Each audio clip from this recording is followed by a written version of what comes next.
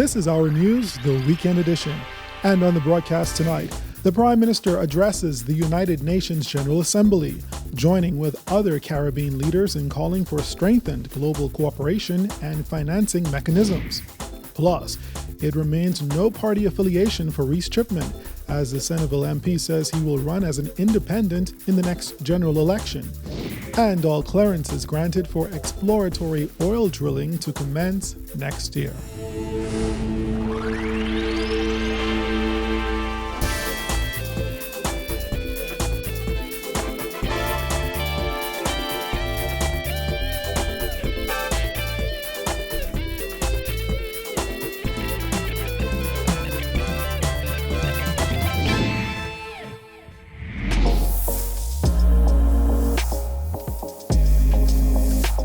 Our News is brought to you by Alive.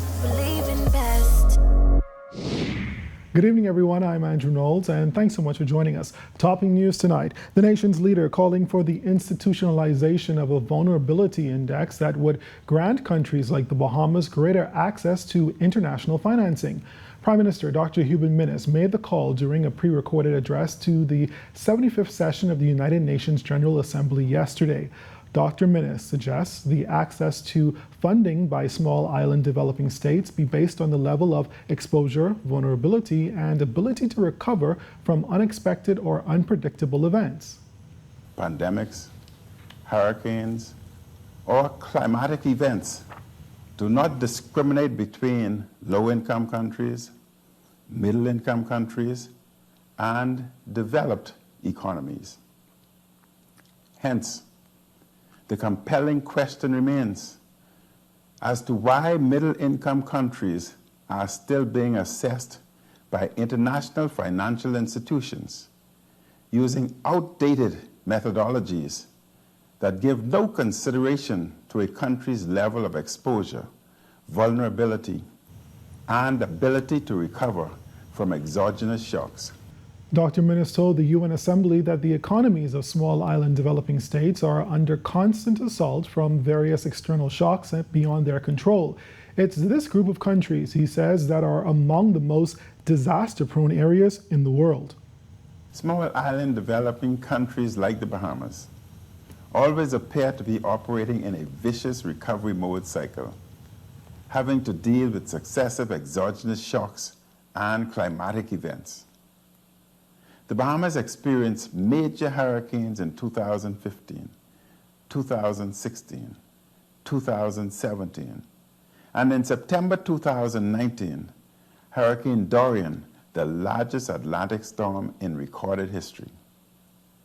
UN initial assessments valued the loss and damage incurred at $3.4 billion.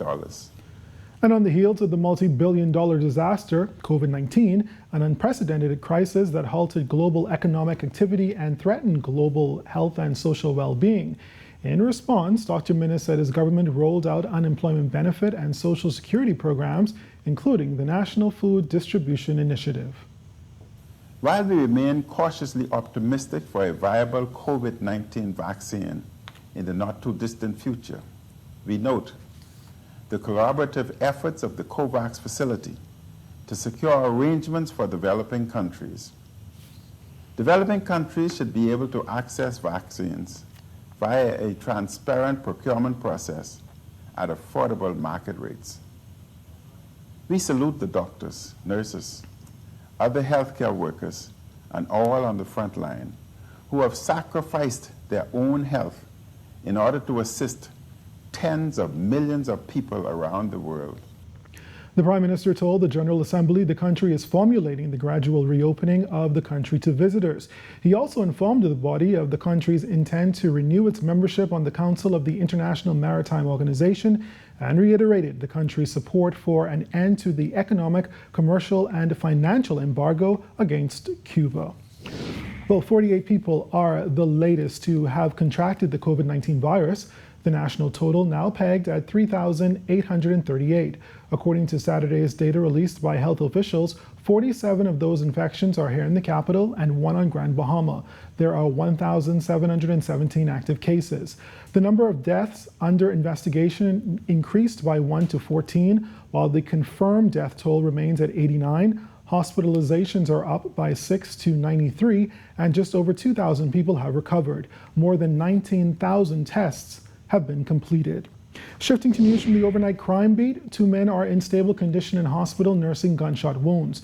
The shooting occurred on Kwaku Street around 9 last night. Police say a masked gunman exited a small white vehicle and shot at the 2 men, injuring both before making good his escape. Meantime, another man is in critical condition in hospital as a result of a stabbing. When police arrived on the scene at Derby Road in Yellow Elder, they found the male victim lying in a pool of blood. On attempting to question the man, officers say he became combative and refused to cooperate. Emergency medical services personnel subsequently took the man to hospital. Police on Grand Bahama also investigating a stabbing incident on that island yesterday evening. A 25-year-old man is in serious condition in hospital after receiving stab wounds to the chest. Police say the stabbing stemmed from an altercation between a group of men at a residence off Albacore Drive. Meantime, officers have 1 man in custody assisting with their investigations. National Security Minister Marvin Dames is next up to deliver the minister's report tomorrow. Dames is expected to update the nation on the activities of his national security ministry in light of the COVID-19 pandemic. The minister's report is at 3 p.m. While wishing Golden Isles MP Vaughn Miller the best as he now joins the PLP, Centerville MP Reese Chipman says moving from party to party seems to be the status quo in the country. He added that the Bahamian people need more than just politicians moving from party to party. I myself personally have no intentions, and I do think that Centerville will be better off as an independent. I will be running again as an independent. And, there's a committee that will meet, a committee in Centerville that will, the committee to re-elect Reese Chipman actually will make an announcement very soon. Chipman added that the essence of being an independent is showing young people it's okay to not be affiliated with a party. As the country moves closer to the 2022 general election, Chipman said he will be running as an independent candidate. Now, to me, it's somewhat status quo. And I think that the people of the Bahamas, will, I think we need a little bit more than just transitioning from one party to the next in order to inspire a generation. Moving from one party to the next, to me, does not inspire the next generation. In other news, Environment Minister Romal Ferreira has revealed that the Bahamas Petroleum Company has been given all environmental clearances for exploratory oil drilling, and that's expected to begin in 2021. All environmental clearances were issued, and the proposed exploratory well that was scheduled for this year has been moved to the first quarter of 2021. BPC was granted the license for exploratory drilling back in 2007. Environmentalists have spoken out on the issue, even starting an online campaign to stop the drilling. Environmentalists did meet with Ferreira earlier in his term and asked for no licenses to be issued for oil drilling. We did meet, and we did say that there would be no new licenses issued. I mean, that was the crux of the meeting. But this isn't a new license. This is a continuation of an existing license. And we were advised by our attorneys, the Office of the Attorney General, that this arrangement had to be honored. In the wake of recent island-wide power outages, Public Works Minister Desmond Bannister says the power company is going through growing pains. Bannister also insisted power outages are not something you can plan against. Our Jasmine Brown reports. With the nation's capital experiencing a number of power outages in recent weeks, the Public Works Minister admitted there are issues but defended the power company's ability to meet demand. BPL is going through growing pains. They have reliable generation. The power outages have been a source of frustration for thousands of BPL customers in New Providence. More recently, the island experienced a major outage on Monday. Bannister said the situation was out of the control of BPL. They had a lightning hit, something that you can't plan against. If any of y'all are football fans, y'all watched the Miami Dolphins on Saturday. Yes, they had a power outage. They had a lightning hit yesterday. We can't plan against that. Last week we had an island-wide outage because there was a problem with one of the fuel tanks. Last year, customers on New Providence experienced months of extensive load shedding exercises due to a generation shortfall. The completion of a 132-megawatt Warcilla plant at the Clifton Pear Station in December was touted as the solution for the frequent outages on New Providence. The power provider added a new engine to its Blue Hills power station in March of this year, in a move officials said would help improve power distribution. Still, Bannister says there are challenges. These are challenges that you can't plan against, but they're challenges that we have to work to ensure that we minimize. In this season, in this time of year, we can't do anything about lightning. But what we can do is ensure that first the public is informed quickly, which is the duty of Mr. Parker there, and secondly that we respond on an urgent basis. And that's what BPL has been doing. Reporting for Our News, I'm Jasmine Brown. All right, thanks a lot, Jasmine. We will take our first break here, but still ahead. Another member of the governing Free National Movement blasts the emergency period extension, while a local pastor says the emergency period needs to end. Those stories when we return.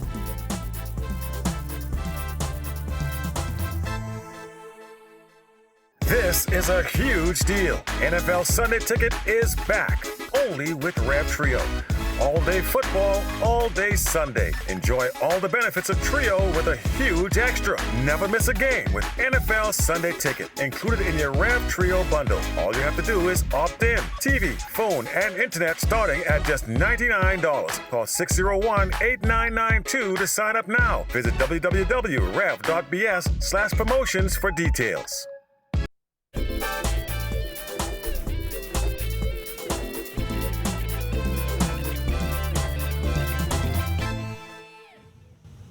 Next tonight, as we near the date for the reopening of the tourism sector, outspoken Pine Ridge MP Frederick McAlpine says he finds it strange that despite there being more COVID cases and deaths, the Prime Minister still finds it necessary to open certain sectors. What I find strange is that we have more cases. We have more cases being developed and more deaths as opposed to the first time. And yet he still finds it necessary to open up various portions of the segment and at the same time keep others closed. McAlpine added that it seems that to be one set of laws for one group of people and a different set for another group of people. Additionally, he says government needs to find a way to balance the economy and health of the nation. The government has to find a way to have a balancing act with the economy. The economy, in my opinion, is crumbling and going to hell in a handbasket, and too many people are out of work, and we need to find a way to get these hotels open or to have these people in the hotel give the employees a severance package. He also slammed the government's actions.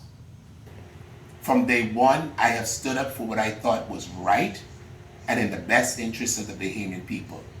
So far, McAlpine has proven to be right.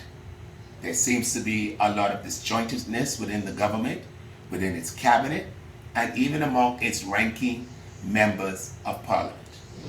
The decision to extend the state of emergency to October 31st is not sitting well with the local pastor who says the emergency period needs to end. Berthany McDormand has that. Hope Center Senior Pastor Carlos Reed says it's now time for the Bahamas to learn how to live with the COVID virus instead of extending the state of emergency. He feels there has been a recent spike in crime because many people are hurting. A lot of crime is up right now. Why? Because by people like them, by people trying to survive. So this emergency order, we need to end this right now, and we need to learn how to deal with it, teach people how to take vitamins and build up their immune system and how to prevent some of this issue from coming at them. But this emergency order, we need to end this now. Back in May, Deputy Prime Minister Peter Turnquest said government allotted $86 million in direct support to Bahamians in the 2020-2021 budget through the extension of the COVID-19 policy measures that were implemented in March. Last month, he said government had expanded its social safety net by some $140 million in the wake of COVID-19. Reid says he doesn't think enough has been done to assist persons who were directly impacted by the pandemic. I don't think so.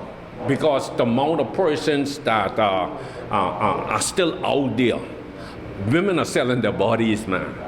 Fellas selling their bodies right now. This the season that we in. Somebody once said hard time costs a dog to eat raw corn. People are hurting. That little piece of change where they're getting from national insurance, that ain't gonna wait. Reid, who works with at-risk youth, says government must now come up with a contingency plan and find ways to get more people back to work. He also echoed calls to diversify the economy. The government need to come up with a contingency plan. What could get people back to work? We should not be in this country, in this era, this state of time, where people have to depend upon just tourism to survive. This is a time now for critical thinkers to come together. How do we create opportunities for people to get paid? Because the present condition ain't working. Reporting for Our News, I'm Berthany McDermott. When Our News, the weekend edition, comes back from the break, here are the reasons behind an environmentalist's call for a revamp of the educational system. And later, we take a look at the most memorable quotes of the week. So stay tuned.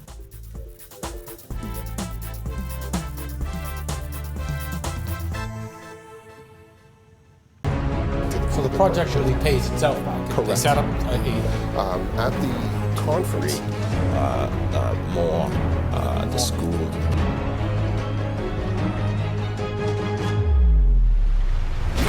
As a journalist, I always have to focus on the facts, and sometimes that means going to investigate for myself.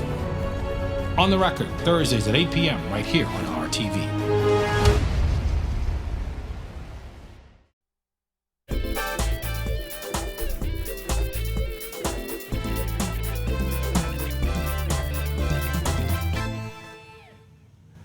Welcome back to Our News, the weekend edition. In recent months, the Industrial Tribunal has been modernized, becoming the first court in the country to introduce electronic filing and notarization. Bar Association President Khalil Parker recently visited the tribunal, which is set to officially open its new premises next month. The tribunal has, over the past few years in particular, taken significant strides in the administration of justice and the dispensation of matters in a timely manner.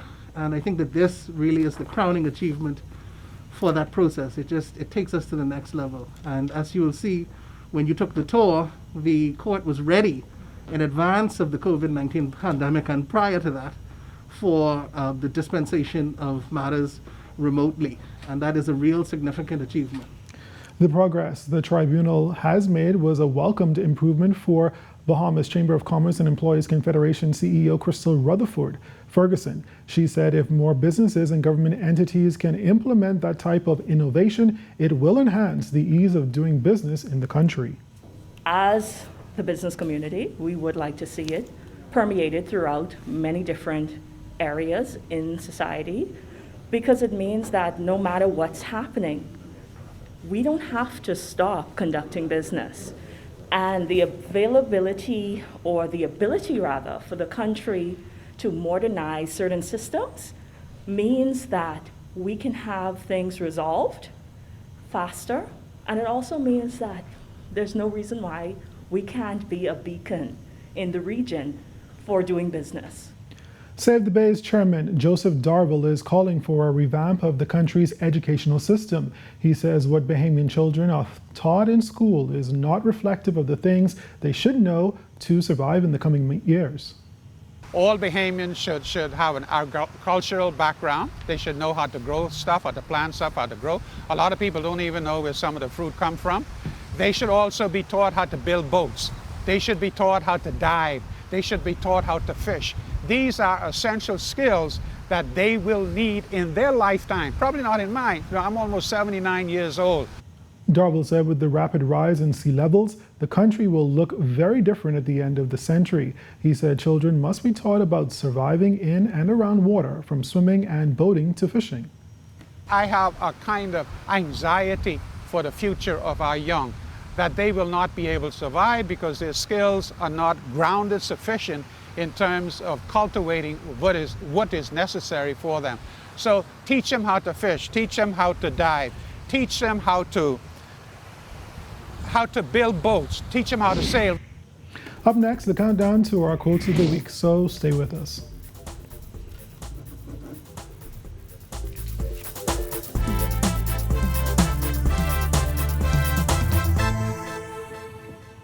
This is a huge deal. NFL Sunday Ticket is back, only with Rev Trio. All day football, all day Sunday. Enjoy all the benefits of Trio with a huge extra. Never miss a game with NFL Sunday Ticket, included in your Rev Trio bundle. All you have to do is opt in. TV, phone, and internet starting at just $99. Call 601-8992 to sign up now. Visit www.rev.bs/promotions for details.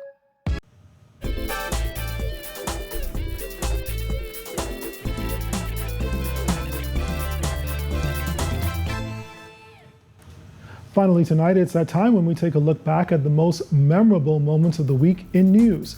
In at number 3 is Bahamas Union of Teachers President Belinda Wilson, who reacted this way to Education Minister Jeff Lloyd's demand for an apology from her. Does Belinda Wilson plan on apologizing to Minister Lloyd, and if not, why not? Hold your breath. That's it. No, why not? Hold your breath. Goodbye. And then there's the comment from this Golden Isle constituent about their Member of Parliament Vaughn Miller's decision to join the Progressive Liberal Party. Her comments take the number 2 spot. So he won't go in PFP to come back around here? No. Well, mother Do you think he stands a chance? No. He ain't stand no chance. And if these people vote for him around here, they stupid. But it's these comments by Valence Thompson, the devastated father of 7-year-old Reese Williams, on the scene of his son's killing, that takes our top spot for quote of the week. To be home and then wake up, the people call you and tell you, come quickly, your son just got shot. Then they come here and meet him laying like that in the tape. It's not good. It's not good. Well, that does it for our quote of the week and other stories making news this evening. Our extended weather forecast is up next.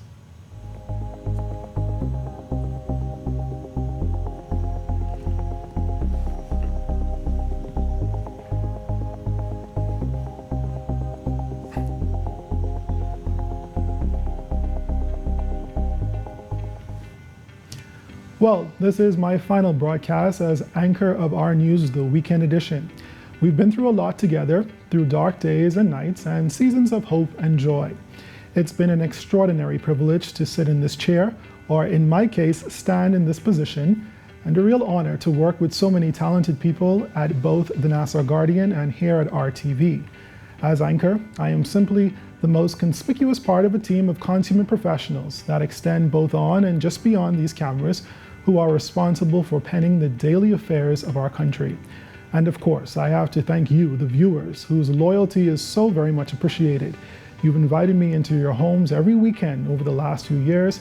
It's an honor and one that I have never taken lightly.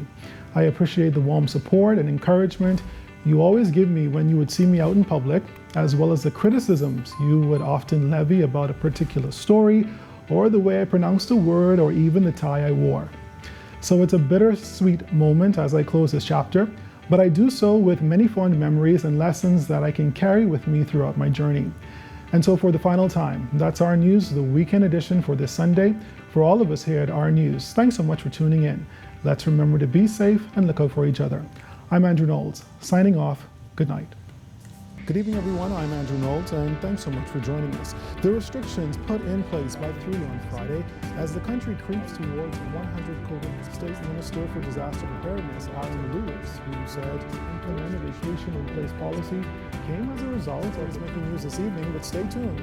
Our retailer was not to be displaced following this morning, welcoming people into the sanctuary has subsided. Residents